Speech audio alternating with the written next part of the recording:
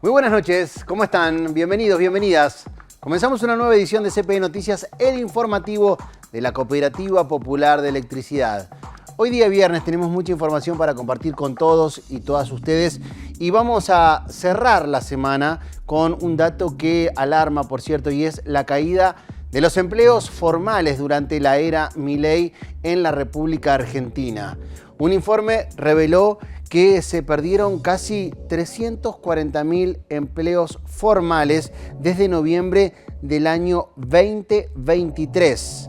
En tanto, el empleo público se mantuvo estable y el trabajo en casas particulares creció 0,3% desde, como les decía, noviembre del año 2023, mes previo al cambio de gestión.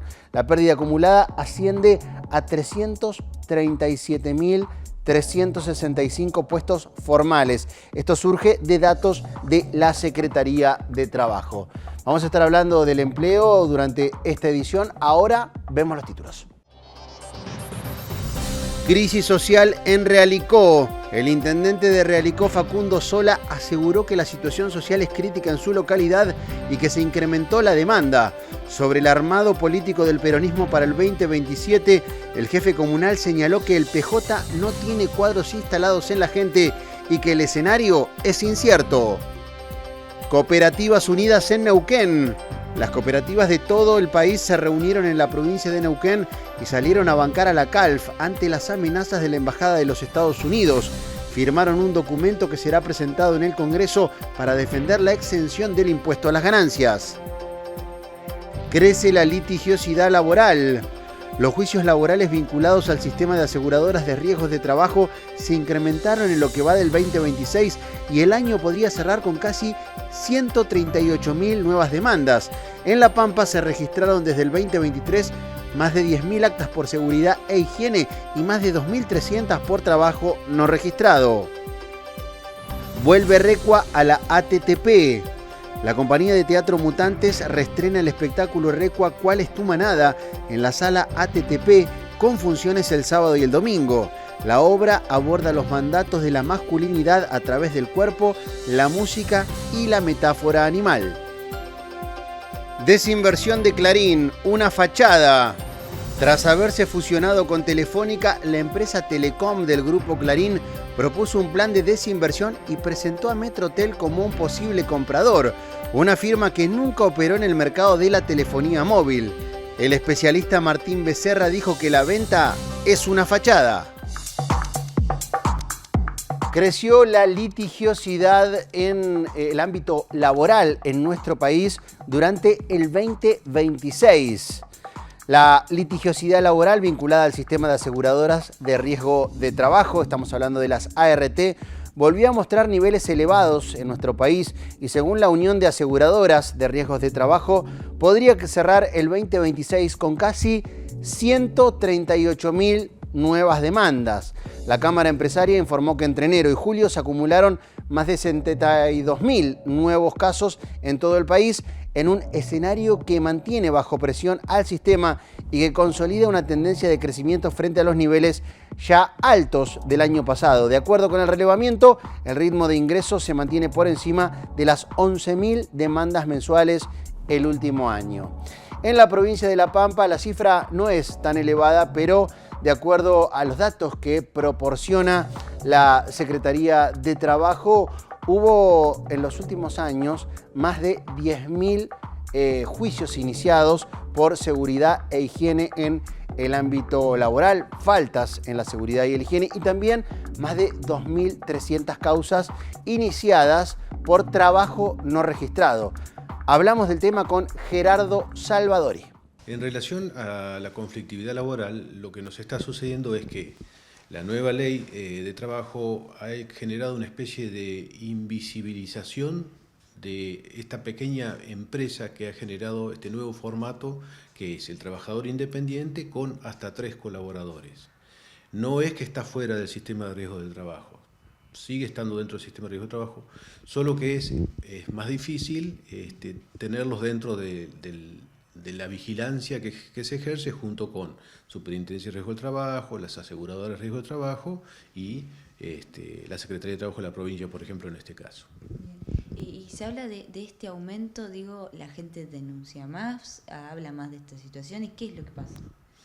Lo que está sucediendo es que se ha corrido un sector de trabajo, de trabajadores, desde lo formal a lo informal.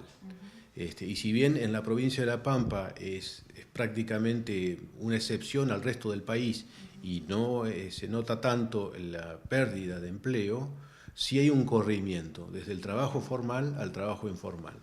Y en ese contexto se hace más difícil tener el contralor sobre las medidas de seguridad y la registración, además, sobre ese sector, y por consiguiente hay mayor conflictividad, por supuesto, sí.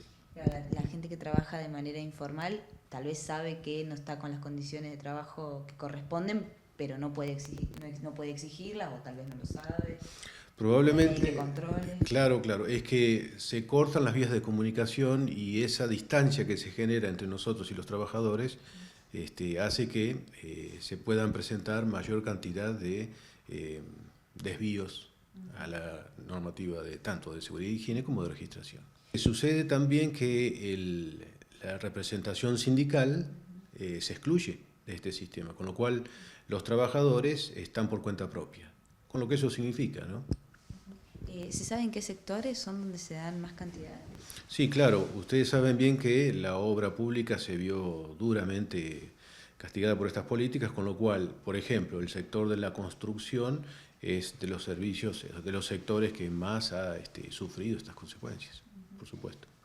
Esta reforma laboral que planteó el Gobierno Nacional se supone que venía a terminar con esto que ellos llaman la industria del juicio. Claramente no se está viendo. No, al contrario, ha alimentado la industria del juicio.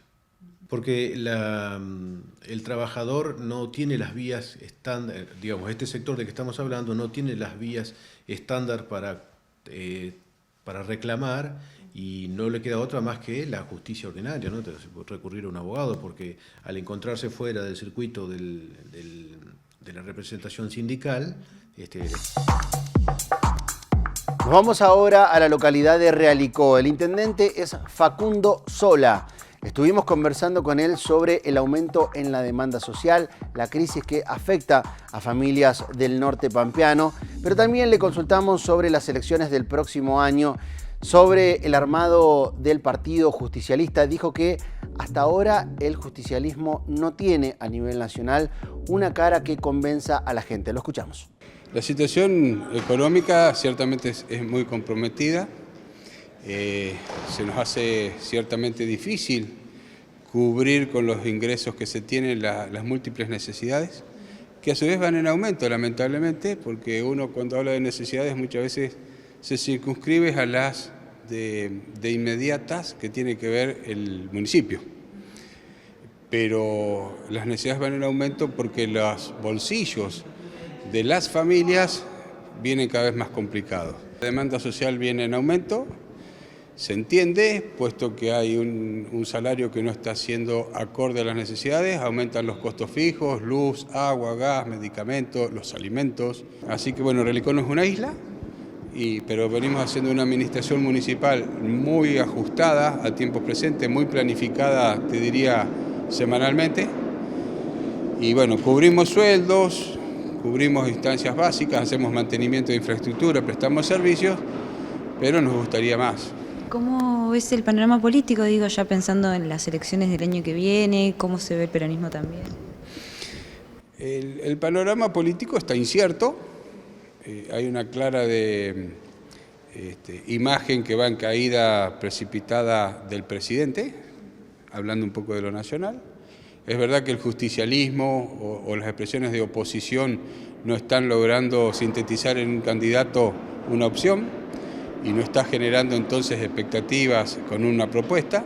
En la provincia de La Pampa nosotros estamos notando que puede haber una intención de juntarse todos los que son opositores al justicialismo. Creo que el juntarse lo que hace es ser muchos, pero con criterios muy dispersos, algunos incluso hasta traicionando los marcos ideológicos que dieron creación a su partido. Entiendo que la UCR con los libertarios no tendrían nada que hacer ni compartir, y sin embargo, si los une la necesidad de un triunfo electoral, sería muy pobre lo que suceda a partir de ahí para el pampeano.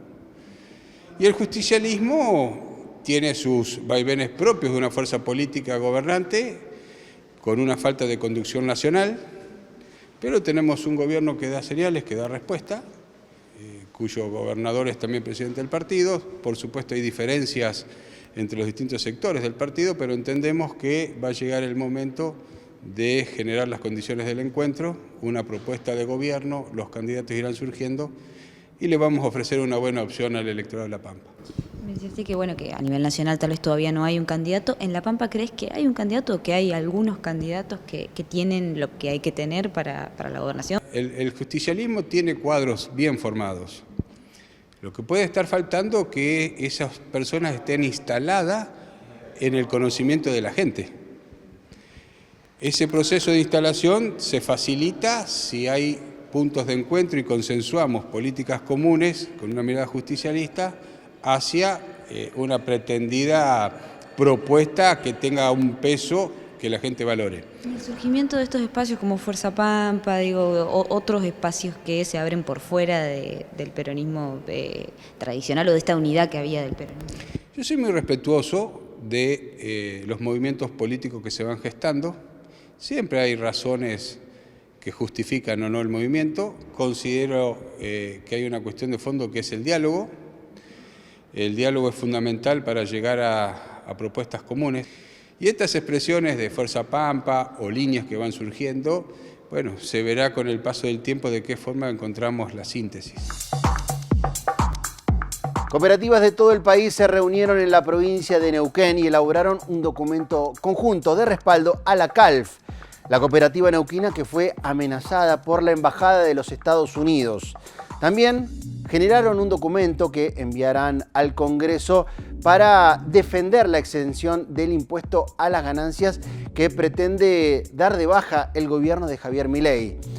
De estos temas estuvimos conversando con el presidente del Consejo de Administración de la CPE, Manuel Simpson. Fue un encuentro nacional que nos debíamos hace mucho al movimiento cooperativo, que tuvo que ver, el disparador tiene que ver con los proyectos de ley que quieren impulsar para incorporar al régimen cooperativo en ganancias. Y bueno, ya nosotros habíamos mantenido reuniones para esto, pero bueno, después de los acontecimientos entre la embajada y lo que es de público conocimiento de la Embajada de Estados Unidos con las presiones a CALF para que no desarrolle su fibra óptica con tecnología de Huawei, se decidió que la sede tenía que ser en Neuquén porque era una forma también de, desde ese encuentro, dar ese apoyo al movimiento en general, porque nosotros somos autónomos y tenemos la posibilidad de hacer las inversiones que consideramos necesarias y con los proveedores que nosotros seleccionemos, porque es lo que hace cualquier otra empresa, cualquier actor de la economía. Entonces creíamos que debíamos reforzar eso y aparte cuestionar estas formas o estas actitudes hacia nuestra cooperativa hermana que es CALF. Nosotros como cooperativas tenemos nuestras prioridades y que tiene que ver con brindar el servicio y eso implica los menores costos posibles, elementos o infraestructura de calidad y que éramos libres porque en Argentina no hay una ley que nos prohíba como hay en Estados Unidos comprar la Huawei. Somos libres, consumidores o clientes de muchísimas empresas, de proveedores de infraestructura. La posición de la embajada siempre va a ser que tratemos de evitar eso. Nosotros vamos a seguir trabajando de la manera que lo hacíamos porque es la más transparente y la más la correcta, porque nuestras responsabilidades también como consejos de administración tiene que ver con administrar los fondos de los asociados y la forma de administrarla es la que nosotros consideramos que tiene que ser. Lo que tiene que ver con el impuesto a las ganancias, luego para las cooperativas, luego a qué resultados llegaron o qué se decidió en esta reunión. Bueno, se elaboró un documento conjunto, había más de 500 personas en el lugar, se elaboró un documento, se leyó, y bueno, los asistentes lo aprobaron, se firmó para enviarlo a la Cámara del Congreso de la Nación, haciendo el petitorio y sabiendo la situación de que el proyecto efectivamente de ley existe. se nos comunicó y bueno, nosotros en función de eso argumentamos cuál es la posición, porque consideramos que las cooperativas no tenemos ganancia, de hecho así es, la propia naturaleza del acto cooperativo es la no ganancia, sino la prioridad del servicio. Entonces, nuestros excedentes tienen destinos definidos por la ley, así que bueno, fue acordado el documento y enviado. Así que esperamos también que podamos hacer conocer en el Congreso y en las cámaras cuál es el funcionamiento y cómo funciona el cooperativismo en nuestro país, porque hay mucho desconocimiento, lamentablemente, y también hablamos de eso, ¿no? De empezar a trabajar en representantes que sepan lo que es, porque el movimiento del interior del país y los servicios del interior del país, en su gran mayoría, son cooperativas. Uh-huh. ¿Qué pudiste ver de las otras cooperativas? ¿Cuál es la situación? Sí, no solo cooperativas, también estuvieron el sindicato de Luz y Fuerza con FADLIF, que es la federación de su sindicato. Y bueno, la preocupación tiene que ver con los asociados, que no nos olvidemos que FADLIF representa empleados de las cooperativas y esos empleados también son asociados, y el problema económico que está subyacente en este momento, que también tiene que ver con esto, ¿no? Y las cooperativas somos grandes empleadoras, y las condiciones que se están dando, en donde aumenta la morosidad, a los asociados cada vez les es más dificultoso pagar la boleta, tiene que ver también con el propio funcionamiento de la cooperativa y por supuesto con el trabajo que genera. ¿Cuál es el sector o qué rama de las cooperativas son las más perjudicadas? Digo, ¿en indumentaria, eléctricas? Bueno, hay de todo, pero sobre todo tiene que ver con la actividad textil, la manufactura de trabajo en cuero, cosas que están entrando y que tienen un valor agregado importante y están entrando con las importaciones de manera indiscriminada y con un régimen impositivo muy ventajoso que es un escenario de desigualdad con la industria nacional. Nos vamos ahora al partido bonaerense de Avellaneda porque allí un adolescente asesinó a un peluquero mientras trabajaba. 15 años tiene el agresor que mató a puñaladas a un joven que estaba trabajando en una barbería del partido de Avellaneda. Ocurrió ayer por la tarde. El asesinato ocurrió dentro de este negocio ubicado en el centro de Avellaneda. La víctima, Rodrigo Zurich, trabajaba en el lugar y conversaba con otro joven al que estaba atendiendo cuando el menor de edad entró al comercio.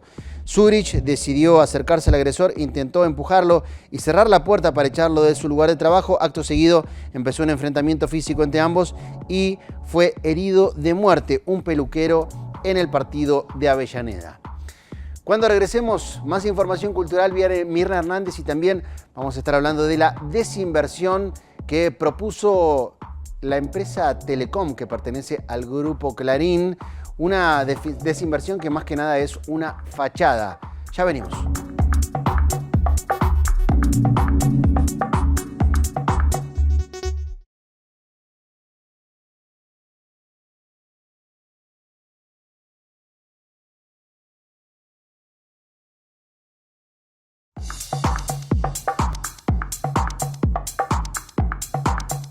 Segundo bloque de CPI Noticias. Vamos a hablar ahora del gobernador Sergio Silioto, que se reunió con intendentes de la provincia de La Pampa para prevenir los efectos que podría causar el Niño. Estamos hablando de posibles inundaciones.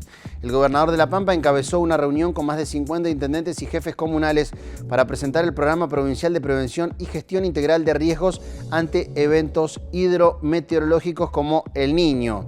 Hay que ocuparse más que preocuparse. La prevención es trabajar en conjunto y regionalmente, afirmó el mandatario, y explicó que la estrategia apunta a anticipar escenarios, identificar zonas vulnerables, definir acciones y equipamiento prioritario y coordinar la respuesta entre provincia y municipio. De esta manera, La Pampa, el gobierno provincial y los municipios se preparan para prevenir los efectos del Niño.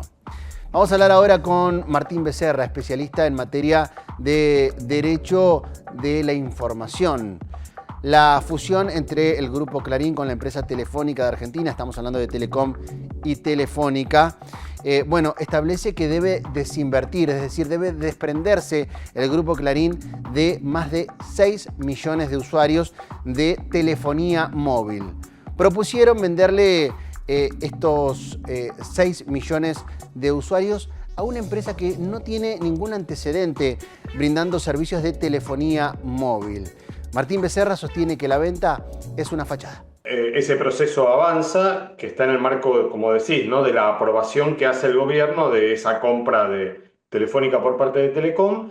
Y entonces los pasos siguientes eran, por un lado, que Telecom, la empresa adquiriente de Telefónica, identificara a una consultora internacional para que un poco gestione la venta de 6 millones de clientes en telefonía móvil y también de unos 211.000 clientes de banda ancha a los hogares. Y ahí había muchas especulaciones, porque ese comprador de los 6 millones de clientes móviles, sobre un total de 40 que tiene Telecom más Telefónica, no podía ser claro que es el otro operador en el mercado móvil argentino. Finalmente identificaron a una que no estaba mucho en el radar, que se llama Metrotel, que es una empresa que opera en la Argentina hace muchos años, pero como operador mayorista de servicios de conectividad, o sea, tiene fibra óptica, tiene banda ancha neutral, como se dice, es decir, le vende a las empresas que te ofrecen el servicio domiciliario, en algunas ciudades, porque es una empresa de tamaño mediano, podríamos decir, no es una empresa grande. Metrotel no es una empresa que brinde servicios al usuario final, entonces no tiene una capacidad administrativa robusta como para brindarle servicios a 6 millones de clientes móviles. Nunca operó en el mercado móvil, por otro lado, es decir, es absolutamente novedoso, eso técnicamente exige, básicamente es otro negocio. Y por otro lado, económicamente, no sé cómo va a ser el acuerdo, pero pagar por 6 millones de clientes móviles y todo el aparato administrativo que le tiene que vender Telecom y los megas del espectro radioeléctrico en el que funciona, el espectro en el que funcionan los servicios móviles, todo eso no sé si tiene capacidad económica, y entonces las especulaciones básicamente lo que indican es que Metrotel sería una empresa que fue de alguna manera anabolizada con recursos técnicos, con gerentes que pertenecían a Telecom y que hace un mes pasaron ya a Metrotel, es decir, que sería una suerte, para decirlo de manera más pedestre, de fachada de una venta que en realidad no es tal. Está planificando la ampliación de la empresa como para poder absorber todas estas obligaciones que tendría en caso de que se concrete este pase, esta adquisición. No, sabemos poco de Metrotel porque además todo esto es una propuesta que tiene ahora que aprobar o descartar el gobierno que en 2 organismos, ¿no?, que es el ENACOM, que es la Autoridad de las Comunicaciones, y Defensa de la Competencia, que es el organismo del Estado argentino, que es el que está de alguna manera monitoreando y supervisando. Si Defensa de la Competencia fuese rigurosa en la exigencia del cumplimiento de las condiciones que le puso a Telecom para comprar Telefónica, difícilmente podría aprobar la compra de esos 6 millones de clientes por parte de Metrotel, por todo lo que acabamos de decir. Lo que pasa es que Defensa de la Competencia, lejos de ser un organismo independiente o relativamente autónomo, es un organismo que en este caso responde a una negociación de fondo entre Milei y Clarín. Esta operación que estamos comentando en la nota es una operación clave para el gobierno, ahora desde la perspectiva del gobierno, porque terminaría de cerrar un acuerdo con el principal grupo multimedios en aras de tener una posibilidad de apoyo o de no crítica frente al escenario electoral del año próximo. Tenemos muchas actividades culturales para aprovechar en la ciudad de Santa Rosa, algunos lanzamientos también. Le damos la bienvenida hoy viernes a nuestra compañera Mirna Hernández. Gracias, Lautaro. Muy buenas noches para todas y todos. Y segundo día, sí, traemos propuestas para este fin de semana largo. Mucho hay en este finde, pero antes de comentarles alternativas para que puedan hacer este fin de semana, queremos contarles acerca de un nuevo video que grabó, que hizo Uma Aquaroli. Lo hizo en las ruinas de Pecuén. Allí hizo el video con el tema Tu falta de querer. Lo grabó junto a la influencer, en realidad la influencer participó del video, Andrea Wisniewski, quien fue protagonista de este video. Hablamos con las dos y esto nos contaban. Hoy volví a dormir en nuestra cama y todo sigue igual. El aire y nuestros gatos, nada cambiará. Difícil olvidarte estando aquí. La idea surgió en esto de seguir creciendo cada vez un poquito más, ¿no? Como siempre contamos, estábamos en la búsqueda de un nuevo tema y surgió Tu falta de querer, que fue uno de los primeros temas que hice en melódico. Así que dijimos, bueno, hay que hacer la revancha, pero esta vez en cuarteto, así que bueno, hicimos toda la versión y bueno, teníamos el tema grabado y demás y dijimos, bueno, hay que hacer el videoclip y hay que hacerlo, esta vez dijimos, bueno, vamos a hacerlo más grande. Y a mi querida madre y señora manager de todo esto, se le ocurrió, dijo, lo grabamos en las ruinas de Pecuén. Lo llamamos a Alexis, que le mandamos un beso también, que trabajamos varias veces con él. Le planteamos la idea y demás, y bueno, estábamos en la búsqueda de una actriz también, y bueno, surgió Andre como la primera actriz que llamamos. Bueno, ¿cómo viviste vos ese proceso, ¿no? De estar grabando, de ir allá? ¿Cómo te sentiste? Mira, para mí era algo todo muy nuevo, ya te digo, yo no conocía el lugar, era un tema que hacía hace mucho tiempo, que había dejado de hacer también. Era todo algo como muy nuevo también y un encuentro de emociones porque ese lugar grabaron videoclips artistazos como Abel Pinto, El Indio Solari y Airbag. Bueno, contale a la gente dónde pueden verte, dónde pueden escuchar este video, esta canción. Este video lo pueden ir a buscar a YouTube como Tu falta de querer, Uma Aquaroli. En Instagram, Uma Aquaroli_ también. Ahí está el enlace de YouTube, van rapidito. Y contarles también que dentro de muy poco vamos a estar anunciando en las redes que se viene un tema propio, nuevo y otros temitas también de autoría del señor El Salteño, así que le mandamos un beso también. ¿Cómo llega Uma a contactarte para este videoclip? Yo ya había participado en 2 videoclips y si bien yo soy influencer, tengo una parte actoral y de hecho estudié teatro también para esto. Y la verdad que me gusta mucho, lo disfruto un montón. Bien, bueno, ¿cómo fue ese proceso de pensar la idea, el video? Una de las cosas que yo les agradezco a ellos es que me hicieron partícipe de la idea. En realidad nos juntamos un día y dijeron, bueno, mira, nosotros tenemos pensado esto, pero vos qué opinás. Así que bueno, fue todo, desde los looks, la idea, cómo desarrollar, fue todo como en conjunto. Y nada, la verdad que fue una experiencia súper linda. Bien, bueno, ¿qué significa, no, para vos y también un poco para Uma poder hacer este tipo de producciones? Es como la realización de lo que vos siempre quisiste.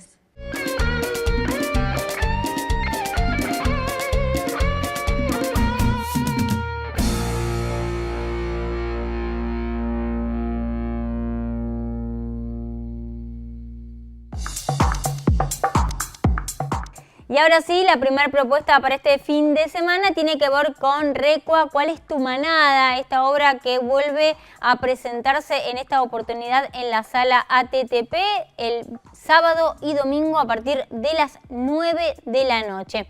Hablamos con 2 de sus protagonistas. Sí, vuelve Recua 2.0, ya habíamos estrenado el año pasado, también para esta fecha, y decidimos retomarla y volver este nuevo año con parte del elenco renovado, con nuevas propuestas dentro de la obra, así que muy contentos y con mucha expectativa. Recua, como decimos siempre, son animales de carga, trabaja sobre lo que es la manada, fue inspirada en realidad sobre lo que es la manada de lobos, y a partir de ahí cómo empezar a trabajarlo desde lo humano y toda una cuestión desde la masculinidad y cómo abordar la masculinidad desde masculinos en escena, tratando de construir esta mirada que tenemos o este prejuicio que tenemos sobre lo que es el hombre y cómo debe comportarse un hombre dentro de la sociedad. Como actor, ¿cómo te preparás? ¿Qué implica, no, llevar adelante estos personajes? Es un desafío inmenso, más que soy el más grande del elenco, pero muy, muy contentos. Es una obra de casi una hora, es teatro físico, estamos todo el tiempo en acción, al palo, son golpes, corridas, salto, así que lleva mucho entrenamiento, mucho ensayo, estamos ensayando 3 veces por día. ¿Cuándo va a ser esta obra y en dónde? Sábado y domingo, 15 y 16 horas de agosto, sala ATTP, 21 horas. ¿Sabés el precio de las entradas? ¿Dónde se pueden conseguir? Sí, las consiguen por el mensaje MD, mensaje directo de mutantes.org, y el valor es de 20.000 pesos. ¿Por qué tiene que ir la gente a verlos? Porque es una propuesta totalmente novedosa para la ciudad, porque está hecho con artistas locales, es una obra de excelente calidad, tiene una dirección maravillosa, música original, artistas invitados y fundamentalmente poder reflexionar. La verdad que es bastante complejo en cuestión de que por ahí uno está acostumbrado a trabajar más con texto, y en esta obra el texto pasa a ser el movimiento y el cuerpo. Entonces fue medio como generar una especie de lenguaje para que primero ellos se puedan comunicar, digo, como equipo en todo lo que es el montaje, digamos, y que después eso funcione en escena. Hay algo de esa comunicación a través del cuerpo que fue por ahí como lo más complejo de alguna manera de trabajar. ¿Cuántos artistas hay en escena? Son 8 en escena, y tenemos un invitado sorpresa. ¿Por qué el tema? ¿Qué significa no poder representar el tema de la masculinidad en el escenario? Bueno, el tema, Recua básicamente es un hombre que existe, es una manada de animales de carga que están todo el tiempo en movimiento. Entonces un poco esto hace alusión a la carga que cada uno trae, y mucha de esa carga a veces significa como esta presión para pertenecer, ¿no? Y hay algo de la masculinidad como hegemónica, donde el hombre debe ser fuerte, proveedor, no debe ser sensible y un montón de cuestiones. Tienen que venir a vernos, primero porque está buenísimo que apoyen el arte local, independiente, que lo hacemos a mucho, mucho pulmón, y porque los chicos lo dan todo en escena. Atención, vecinos y vecinas de la ciudad de Santa Rosa, porque hay cambio de horarios en los servicios municipales por el fin de semana largo. En el marco del feriado por el paso a la inmortalidad del general José de San Martín, del lunes 17 de agosto, el Ente Municipal de Servicios Urbanos informa que el cronograma de barrido y recolección de residuos será el siguiente. Hoy viernes el servicio se prestará con normalidad. El sábado, es decir, mañana el servicio se prestará con normalidad también. El domingo 16 de agosto no habrá servicio de barrido y recolección de residuos. El lunes 17 de agosto el servicio se va a retomar con normalidad a partir de las 21 horas. Con respecto al servicio de transporte urbano que presta el EMTU, se prevé una modificación para el lunes 17. Al ser feriado nacional, las líneas funcionarán con los horarios y frecuencias del día domingo. Hacemos una nueva pausa y regresamos.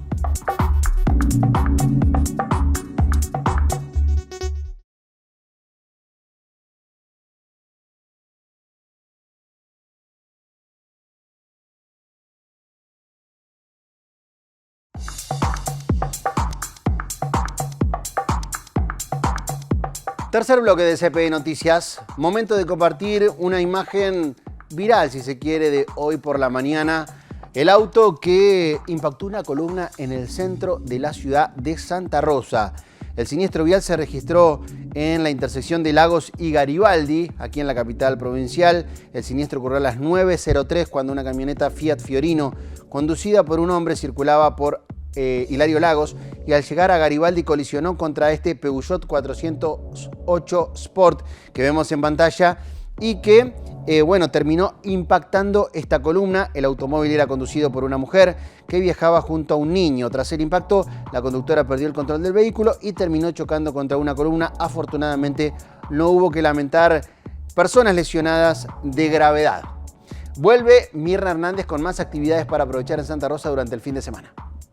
Seguimos, Lauti, con más segmento cultural, y en esta oportunidad queríamos contarles acerca de la convocatoria que se está haciendo para niños y niñas de 7 a 12 años para formar parte del Coro Provincial Infantil. En esta nota, la subdirectora nos cuenta más detalles. Estamos de nuevo convocando coreutas nuevos al coro provincial. Es un espacio para que chicos, chicas desde 7 en adelante, a 12, 13 años, puedan cantar.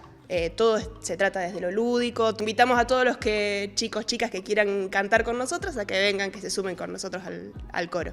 Esta convocatoria es para toda la provincia, ¿verdad? Es para toda la provincia, sí. En este momento tenemos solo coreutas de acá de Santa Rosa, pero hemos tenido chicos en la pandemia sobre todo, un chico de Alta Italia, una chica de Castex era, sí, es convocatoria para toda la provincia. Después veremos cómo se resuelve la logística, pero sí. Quienes quieran participar y sumarse, ¿cómo tienen que hacer? Pueden seguir al Instagram de Coro Provincial de las Infancias. Pueden acercarse al Centro de Artes, ahí en Leguizamón 1125, todos los lunes, todos los miércoles. Estamos desde las 6:30 hasta las 7:30 ensayando, así que se pueden acercar cualquier interesado. ¿Se necesita tener algún requisito, alguna condición o cualquier niño o niña puede acercarse? No, la única condición son las ganas de cantar. Cualquier niño o niña que quiera cantar es bienvenido. ¿Por qué crees que es importante que se sumen a este tipo de propuestas? Bueno, es un espacio que les acerca a los chicos cuestiones que no pueden, que no tienen cerca en su cotidianeidad. Repertorios nuevos, repertorios que no son tan nuevos, y todo lo que es del canto colectivo genera un trabajo grupal, que es todo trabajo en grupo. Si a alguno se le ocurre de pronto no trabajar, pues estamos perjudicando al resto del grupo, porque es todo grupal. Entonces se aprende desde lo colectivo un montón. Hoy en día, ¿cuántos niños y niñas forman este coro? Hoy en día tenemos alrededor de 10 coreutas. ¿Y están en el coro por un tiempo o es hasta que ellos deciden? ¿Cómo es eso? Es hasta que ellos deciden, en realidad. La convocatoria inicial es desde los 7 hasta los 12 años, pero bueno, hay chicos que crecen y siguen eligiendo estar en el coro y son bienvenidos. Segunda propuesta tiene que ver con una muestra que se está llevando adelante desde el miércoles en la legislatura provincial, una muestra de fotografía de Juan Aguirre. Esta muestra tiene que ver con el proceso en la construcción de ladrillos de un personaje en particular, y en esta nota Juan nos cuenta más detalles.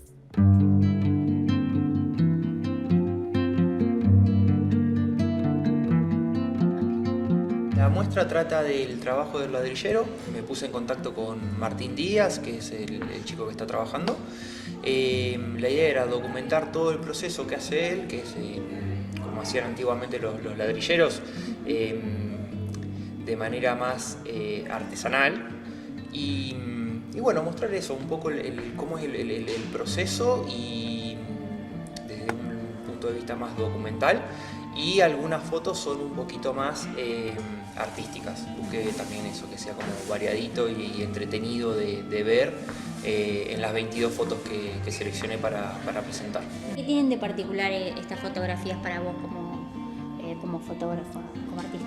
Tenía ganas de hacer un trabajo documental por mi cuenta, no había hecho nunca, tampoco había expuesto, así que me pasó que eso, quería que sea algo documental y que tenga un valor, y bueno, retratar el trabajo de Martín me pareció como algo súper nutritivo de hacer. Fueron varios días repartidos en semanas y 2 meses más o menos, y nada, fue un desafío porque si bien el proceso es muy repetitivo, estuvo lindo esta cuestión de decir, bueno, ir y ver desde distintos ángulos la misma situación y tratar de sacar lo mejor de esa situación desde lo que es la fotografía. Para aquellos que todavía no fueron a verla, ¿por qué deberían ir a ver esta muestra? Porque creo que es un lindo trabajo y es un documento. Me parece que el trabajo de Martín es súper importante, porque bueno, el trabajo de Martín creo que termina cuando hay una casa armada, una escuela armada o un hospital, y creo que es importante valorar ese trabajo. La Cátedra Libre Ernesto Che Guevara de la Universidad Nacional de La Pampa convocó a Darío Valdívarez, un escritor que vino a dar una conferencia y a hablar de educación y colonialismo. ¿Cuál es la reforma educativa que pretende implementar el gobierno de Javier Milei y cuáles son sus verdaderos alcances? Es lo que estuvimos conversando con el autor antes de su disertación. Este tema de la reforma es como que cada tanto se olvida por dónde camina. Es decir, hay un proceso que se da en casi todas las áreas de desposesión. En el 79 es cuando se transfieren todas las escuelas primarias sin dinero a las distintas jurisdicciones, a las provincias. Y este proceso aún continúa, yo diría casi en su tercera etapa. La primera etapa fue la de los organismos internacionales, Banco Mundial, OCDE, UNESCO, poniendo el marco. Posteriormente empieza el desembarco de las fundaciones y ONG corporativas. Muchas dependen de, bueno, hoy mismo tenés a la Fundación Mungibor dando cursos a docentes de escuelas rurales. En Córdoba desde hace 20 años. El Instituto Natura, que uno puede decir como el Instituto Natura. Sí, el Instituto Natura es cogobierno de la reforma educativa en Neuquén, en Misiones, perdón. Y el tercer desembarco, que es en estos años, es el de la industria tecnológica para la educación. ¿Cómo entendés este sistema educativo en este contexto que pasa en la Argentina de mucho retroceso? Yo creo que estamos volviendo a algunas discusiones que estaban zanjadas. La 1420 zanjó una parte del proceso, amplió la entrada pública y masiva de la educación, también fue excluyente en el sentido que los valores que esa ley levantaba fueron los valores de la burguesía. Eso no lo pudimos revertir nunca. El tema más actual que tenemos con el gobierno de Milei es que volvimos a la década del 50 con laica o libre, fue la discusión, y esa también se había zanjado. El proyecto de ley que tiene el gobierno revierte esta posición. Pone en un estatuto de duda si la escuela debe seguir o no, porque se puso de moda otra vez o se levanta el homeschooling. Lamentablemente, los gremios apremiados por toda la temática salarial y de condiciones de trabajo no están dando el debate que deberíamos, y yo digo casi en un gran congreso pedagógico, ¿no? ¿Cómo impacta eso en las infancias, en las adolescencias, digamos, que no esté ayornado a los tiempos que corren? Es que ese es el problema. ¿Qué es ayornar un sistema educativo a los tiempos que corren? ¿Y quién decide cuáles son los tiempos que corren?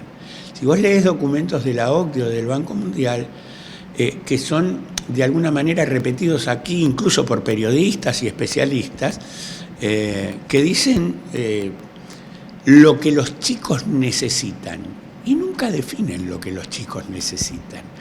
¿Por qué siempre se pone en el futuro? El presente no existe porque nuestros pibes no comen hoy. Nuestros pibes no pueden asistir a la escuela hoy. Sin embargo, el discurso reformista siempre es un discurso de futuro. Las tecnologías del aprendizaje. Hay algo curioso que también está pasando de largo. El circuito de enseñanza-aprendizaje del que se habla cuando se habla de pedagogía escolar desapareció de la escena.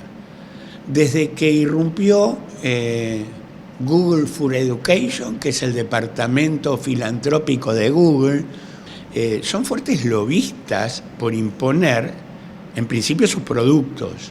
La pedagogía empieza a ser reemplazada por un programa tecnológico. Aquí en Argentina, en la localidad de Vicente López, pegadita a la ciudad de Buenos Aires, para el norte, ya se formó el distrito Google con escuelas de referencia Google, que son escuelas públicas. No es que es una experimentación privada, están entrando en el universo público de las escuelas y ahí es donde hacen las experiencias. Los contenidos los pone Google.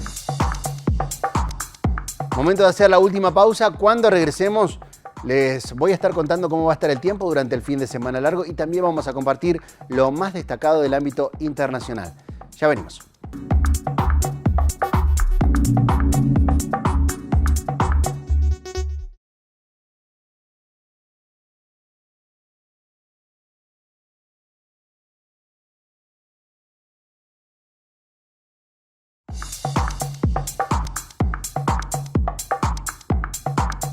Último bloque de CPI Noticias. Momento de compartir lo más destacado del ámbito internacional.